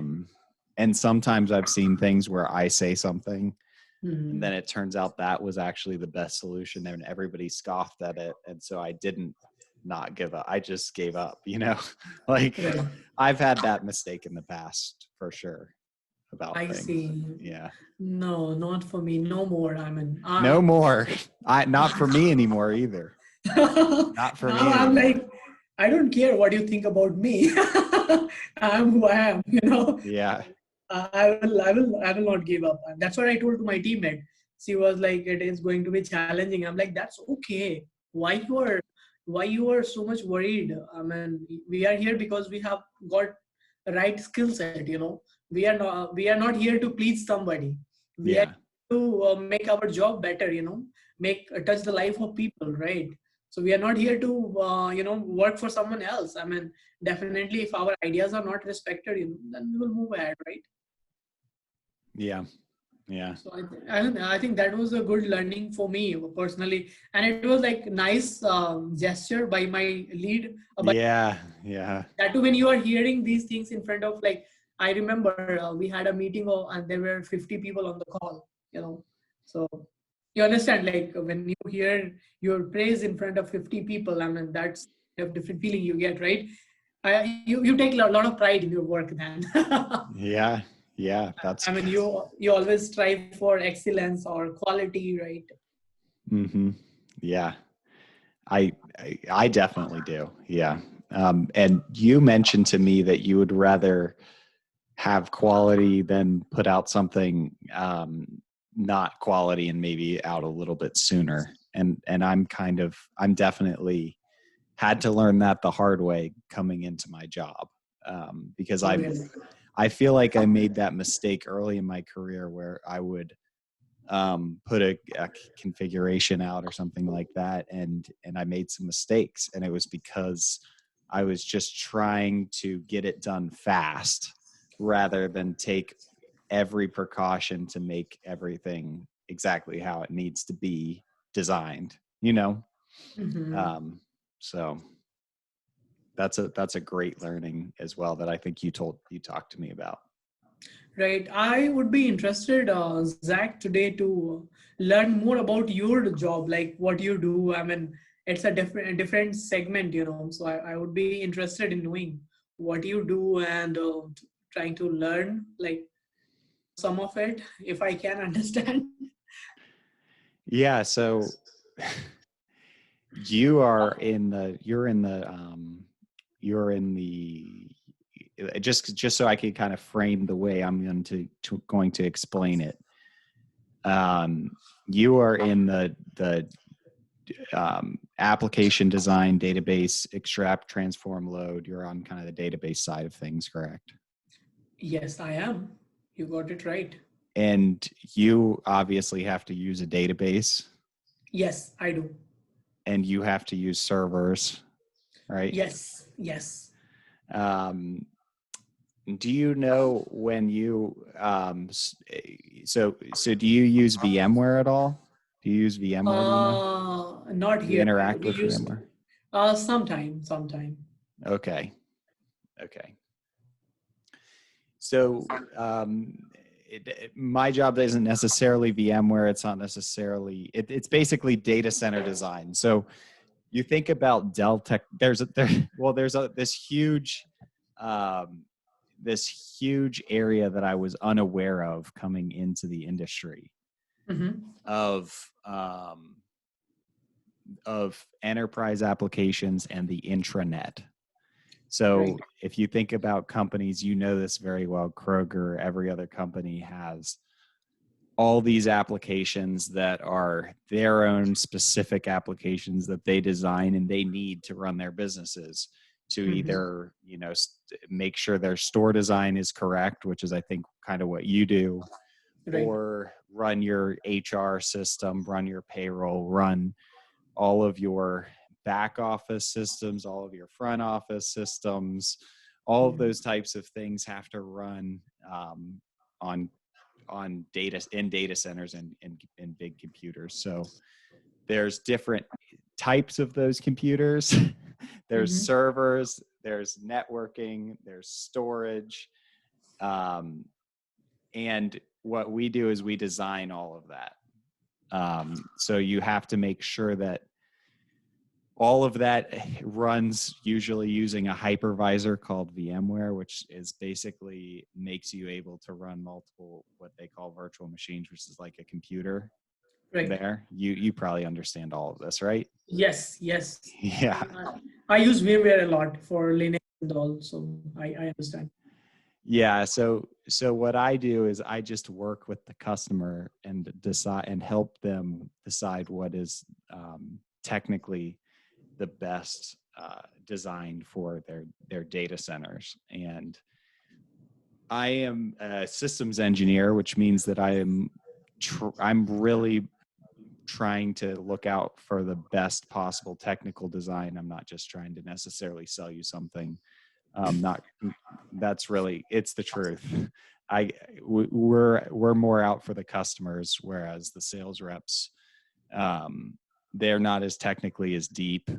And so I know the technical details of my customer's environment, and I design things. And I think it's really cool because I get to learn about such a wide variety of things. And that's what I've been passionate about my job, because I get to learn about VMware, I get to learn about Kubernetes, I get to learn about servers, I get to learn about storage, I get to learn about basically this entire supercomputer that is running all of those applications for companies. So Nice. I don't know. That's kind of a long-winded way of kind of saying what I do. I don't know. Oh, so what do you feel when you are in sales, right? When you are trying to kind of sell your design, technical design, Yeah. or companies with installation, right? So I feel like when you are in sales, like you have to be very, what do you call, enthusiastic, right? And then try to understand psychology of purchaser, right? So sometimes don't you feel like those are challenging? I mean, trying to convince somebody, right? I feel like that is where your people skills are helping you. The books you are reading now, or Oh yeah. Um, I used to overthink it, I think, a lot more.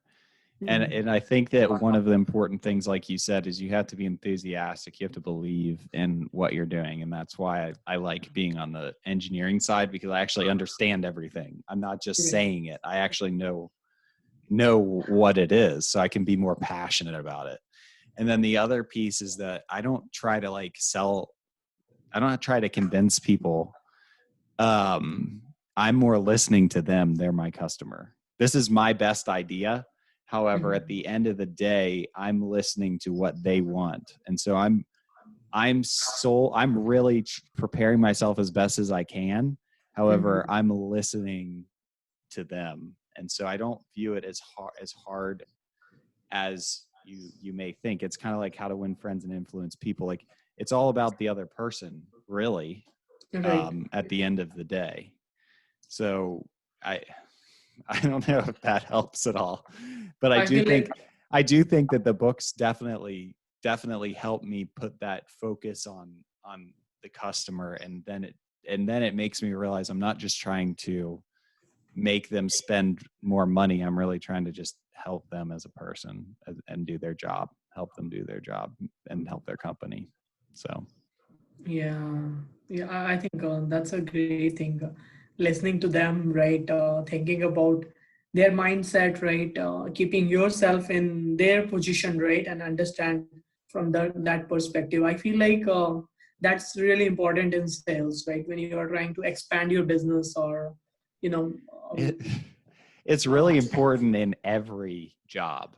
Just like you said, you may not be right. in sales, but you still had to sell your idea to your boss and sell I your have demo, to. Exactly. Right. So those things, and you do learn them from those books for sure. Exactly. I mean, you need to sell your ideas to everybody. For example, last week we started a book club, right? Yeah. People again are showing them the vision, right, of what your thought process is, right? How it is going to impact them, how it is going to change their life, right? That is also a kind of selling, right? They're also, you have to, I mean, they are, it's not that, you are like doing for yourself, you are doing for others, right? But you need their support, you need their collaboration, right? And that is where you have to come up with a good sales strategy. To be I, about them. It's a strategy to be about them. It's a strategy for them. But it makes it a lot easier when you have that thought versus just trying to be like, oh, this is my idea. Believe in it, you know? oh yeah, then people will not connect to you. Maybe they won't be motivated to connect to you. Yeah, even if you're right. I think it's great to learn today what you do, especially like VMware and technical design, Yeah. like mostly system part of it, I feel. Yeah, it's definitely the systems part and making sure, yeah, you're basically your company's internal cloud is optimized. Yeah. Nice. We definitely do work with Kroger. I do know that. I don't know how What do much, you? but yeah, not my personal job though. So, I don't know that Nice. much about it. But That's yeah, nice. the thing that I love about my job is, and I think you can probably say this about your job, is that you can constantly be learning to better yourself. And I think that's a lot of fun. It is. It is. I feel like learning is always a fun, right? I mean, what I believe in is there are three ingredients for life, good life. It's learning, earning, and yearning. So you should never. You should never stop learning, right? I feel like when you are learning, right, you are very vibrant, right? Very enthusiastic about things, right? That keeps you alive, right? Yeah. Yeah. And that's what I feel. Do you feel the same way? Yeah, I think so too. 100%. Yeah. I I like getting into the so I'm doing a Kubernetes. Do you know what Kubernetes is? No, can you? So you know what a container is? I know. A container. Yeah. So there's Docker that runs on top of Kubernetes. Kubernetes is like the container manager. So you can kind of think of it like VMware for containers. Mm-hmm. And I'm taking that certification right now, and I get to be in and act like I'm a programmer or something like that when really I'm not. And I just get in there and it's kind of like infrastructure as code, but I'm doing commands and everything like that. Right. Kind of fun. It's fun. It's like a mental exercise. After you're done, you feel like you're mentally charged. You're sharper. It's sharpening Right. your brain. I feel the same way. Yeah, you can learn other things faster as well.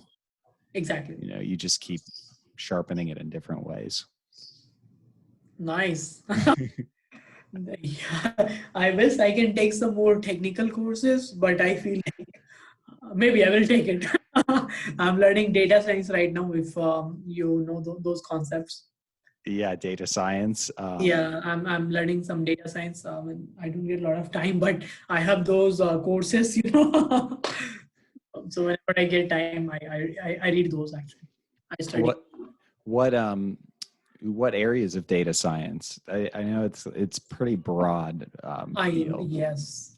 Have you heard about data visualization or data analysis? Those kind of things are very interesting to me. Mm. Yeah. So understanding like data, like for example, take some data of SAT score, right? Or something like that, and then trying to analyze part of it and come up with a graph or all the pie charts and those kind of stuff. Yeah. That's very, very interesting. It's like creating a map of the data to help you understand what it actually means, because with all of that territory, you can't really see the big picture, I think. It is. Yeah, last year I was spending a lot of time studying that, but this year I'm busy with other things. I have to get back to you on that. But I feel like whatever my goal is in IT, I mean, whatever goals I'm trying to accomplish, I feel like there I need technical skills, but I need other skills also, like management skills and all.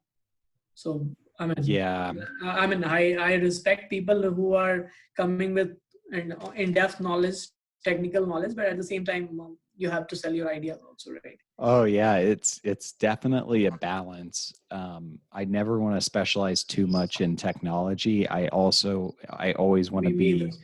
more of a leader in the leadership role, Exactly. and I'd like to end up there eventually. Right. Yeah, I'm planning to have a discussion with you on that, like how to get ready for that. Right. I know that. I feel like. Do you feel the same way? The books which we are reading right now, that is preparing us a lot, right, about those things, right? Yeah, and I think that and then the things that you're doing with your friends is great.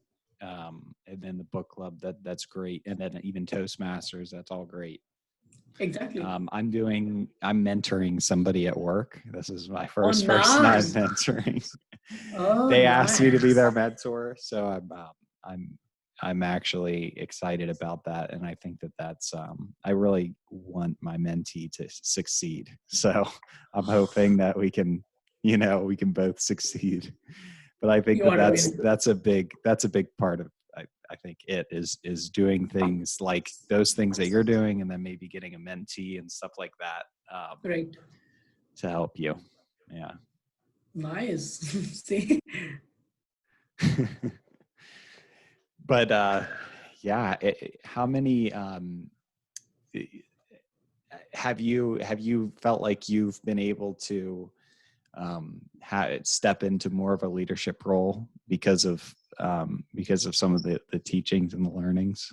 I'm always fascinated on leadership side, but I have not got any opportunity right now at work to lead a team or take some lead positions right now, not at the workplace. So that is where I'm working on the background, and I'm like right now I'm trying to build all those skills.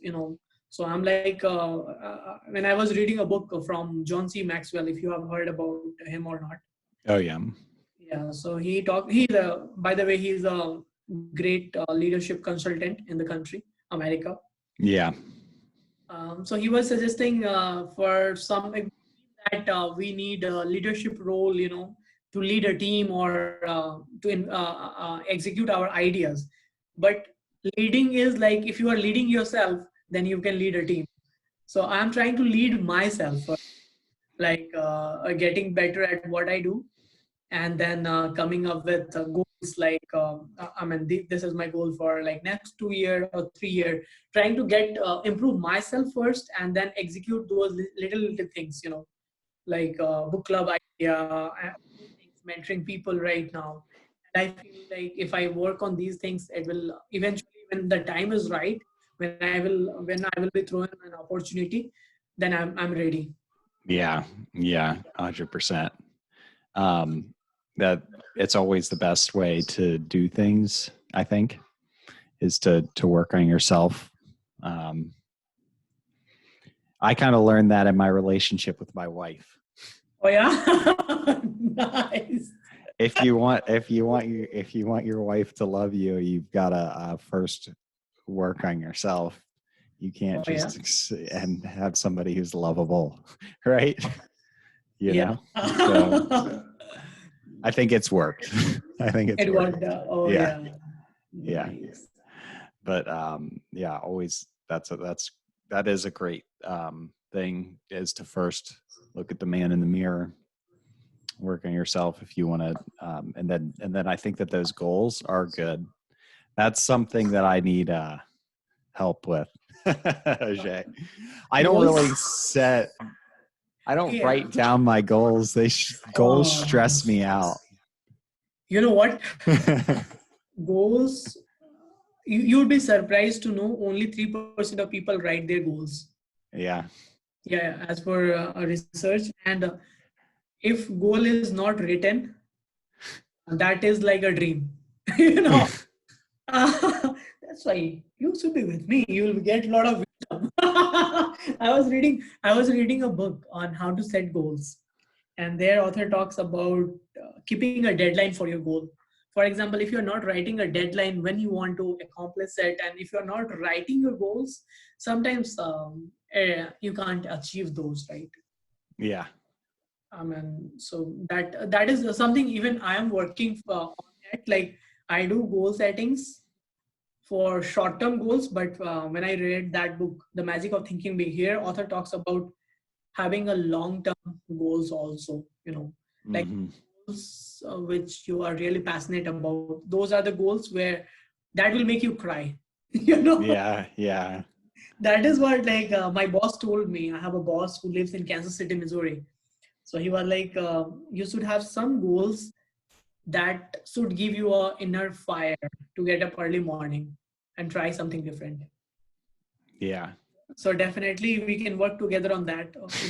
Writing a deadline for the goal, or currently you are not writing your goals, right? Now,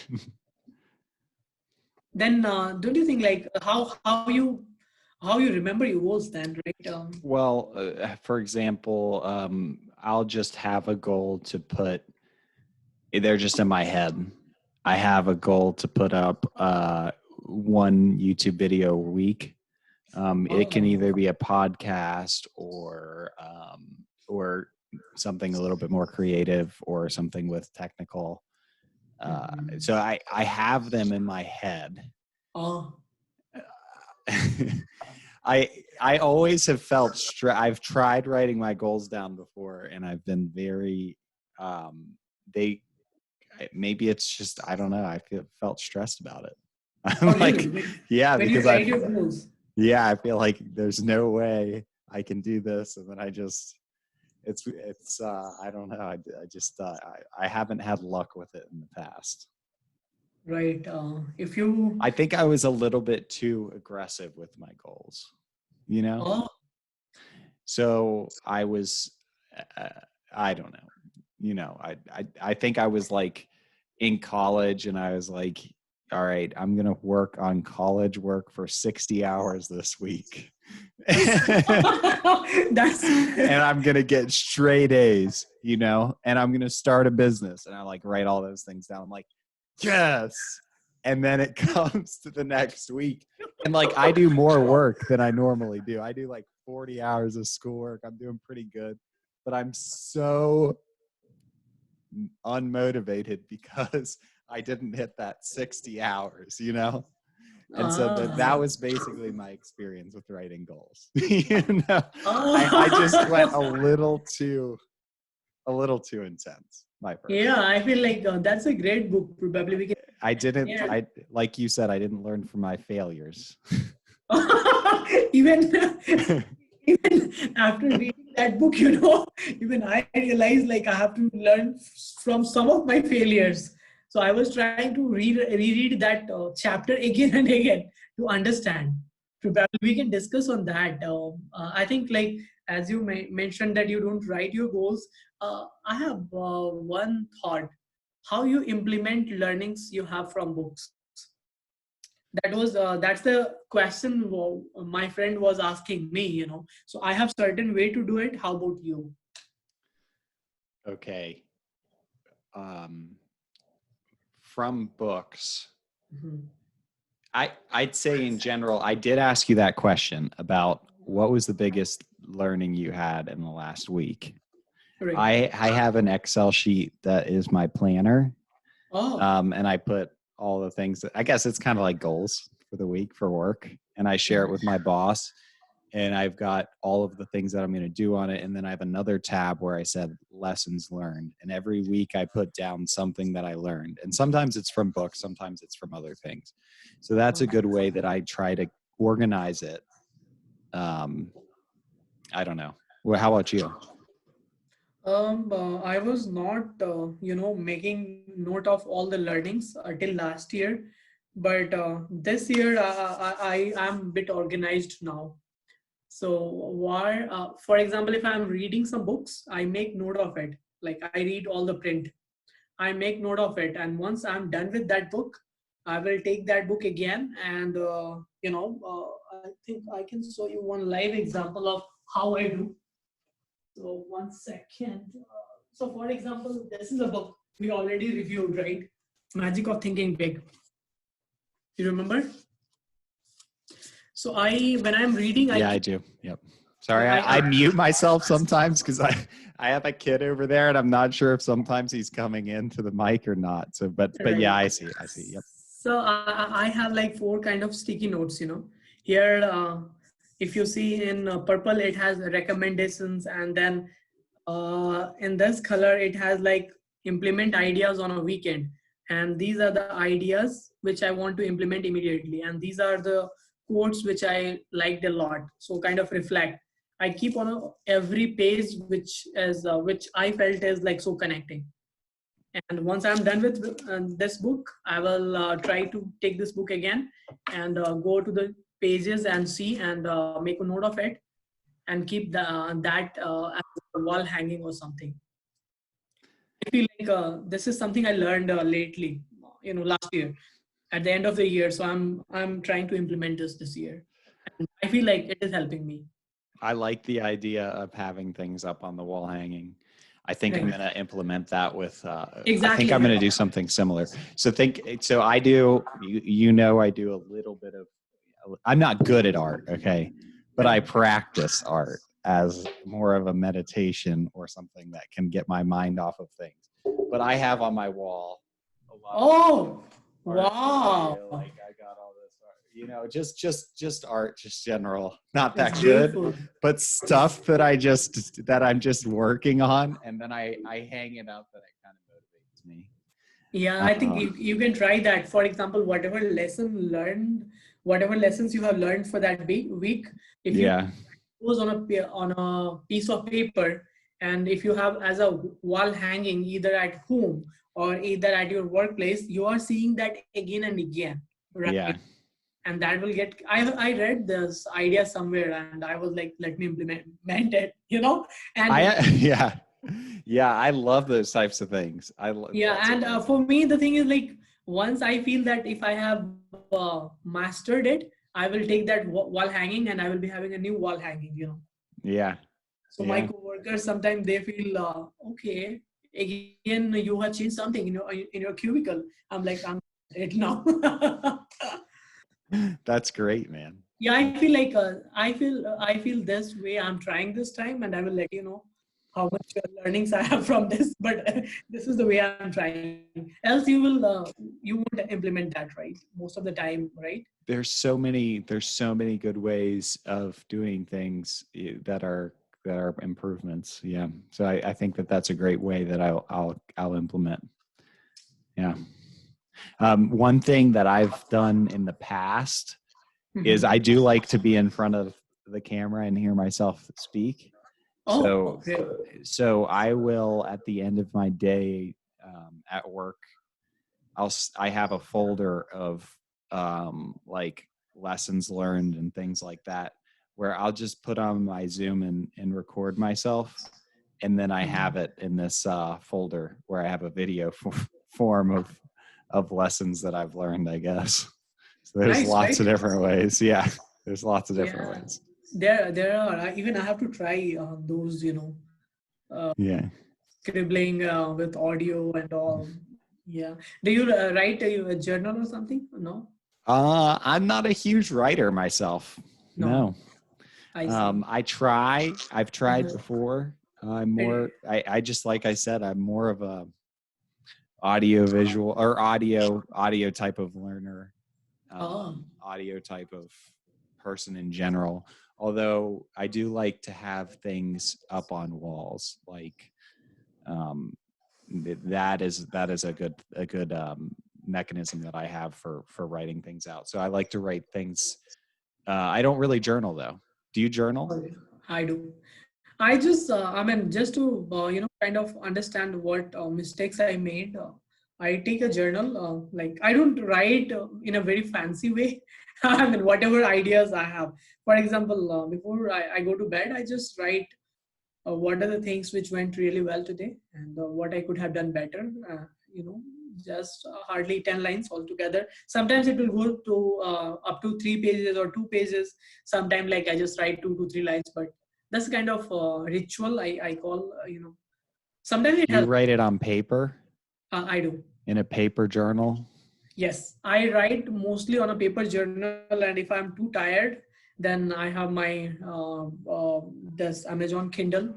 That is where I, sometimes like you are like you want to go and grab, right? Go and grab that book again, right? Or on a phone I can write sometime, but Yeah. I write on a piece of paper. I enjoy writing on paper more than Do you? anything else. I don't like to type things out very much. Yeah. I think it's because that's how I learned things in school. Yeah. Exactly. But how about mistakes you are making, like grammatical mistakes and all? How you correct yourself then? Oh, I just have to I still make mistakes. I'm not the person to ask. I am terrible on. So 2 platforms I'm particularly bad. Text message. I think I've made mistakes with you in text message. Text message, I just scribble it out and then send. And then Skype. Skype at work. I typically just write it out and send it. How do you try and do that? I feel sometimes, even I feel sometimes like I'm lost in my own thought. Yeah. Let me tell you. So sometimes I will do text message when I'm working, and if I read that message again after 2 hours, what did I write? I mean, and it's not, I don't know the grammar rules. Sometimes like you're too busy, right? And I feel like sometimes you get lost in your thoughts. Do you think the same? Yeah, especially when I'm typing out notes. I'll typically type out notes from a meeting, of an important meeting, and then I'll walk away from it, and then I'll come back and I'll reread it and fix everything. And sometimes I'll read it out loud. Like I will literally go like, "Hi, Bill. I hope you're blah blah blah," and then like, here are the notes from the meeting, and I'll literally read it out loud to make sure it sounds all right. Yeah. I don't know. I think I sometimes like I feel when I see my social media account and all, if I read that message again after 5 days, I'm like, what did I do? So I feel like sometimes like you get lost in your thought, right? Mind like keep wandering and all. So lately I have found meditation to be very helpful. Yeah. I mean, I know that you are doing a lot of meditation. I feel meditation is helping me a lot. It helps you with your you just making sure you have clear thoughts. Living in present, not thinking about what will happen after 1 year. All of us do, right? That don't you think so? If you are working right on a certain project or assignment, you are thinking about 5 other things, right? Mostly negative, right? So I feel like meditation is something that is helping me. Do you also have? I think everybody has that problem, right? Oh yeah. In thoughts, I feel meditation has helped me a lot. And as I was reading this book here, author talks about if you want to be a good writer, then you always have to be at present. So that is my motivation right now, to be at present all the time. That's 100% accurate. I think, in my opinion, the thing that's coolest about great writers is they have fantastic attention to detail. That's right. And so being in present, that's the only way to have that attention to detail. Yeah, I'm not good at it. I'm trying it. Yeah, I think we all have a lot to learn, including myself. Oh, yeah. You are always a pro. I don't know, man. I try. I really do. Sakti from Reading Club, right? Sakti, one guy. Yeah, I think so. He's he like very excited to meet you tomorrow in Reading Club. he liked your personality a lot. That's good. He was like he was like feeling a little funny that you have a mic, He felt like you are well prepared. Yeah. I definitely have this. I love my mic, and I've embodied it. I very much enjoy having the mic. I feel like I'm a telephone person, or I'm a personality. When I've got the mic, I feel like I'm a podcast personality. Oh You know? yeah, romancing with microphone, right? I told you or not about. I had a great learning from professional speaker in India during a Oh, toast meeting. He's having like 21 years of experience, teaching corporate and all. There I felt like some presenters are like they do presentation at a different level, you know. yeah, for Yeah. sure. So yeah. So that guy was talking about romancing with microphone. Oh,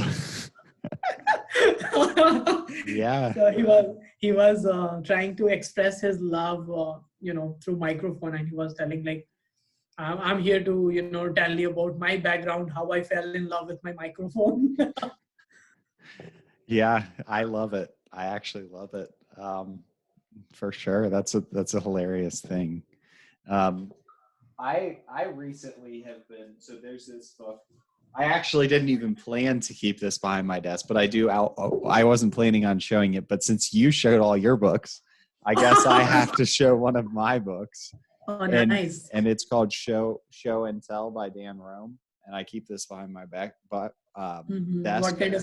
It's great. It is about like storytelling and how to make presentations that are extremely effective. And that kind of just reminded me of people teaching you how to present. You start to think about all of the times that you made the mistakes that they talk about. Right. You're like, oh geez. Right. I think we can this book in a comment section, right? So that our readers can read. Yeah. Who are listening to us today, right? Yeah, I will definitely put all of the books. There's going to be like 10 in here. Yeah, I know. It's all right. It's actually good. It's very good. It's very good. I'm really happy that we're both so into that. Yeah. Mm-hmm. All right, man. Well, I think we're gonna wrap up here. Exactly. Yeah. That's what I think. Yeah. I really appreciated having you on. For sure. Let's have you on again. And do you have any final words for anybody who's listening? I feel it was great to be on your podcast show, and I feel like the message which I want to give to everybody is like keep learning. Have an undying learning attitude, and no matter what place you are in, what country you are in, that is something that will keep you motivated all the time in life. Yeah. So, yeah, that would be the thing. That's a great message. Ajay, Kumar, thanks for coming on. Thank you, Zach, and see you. Have a great day.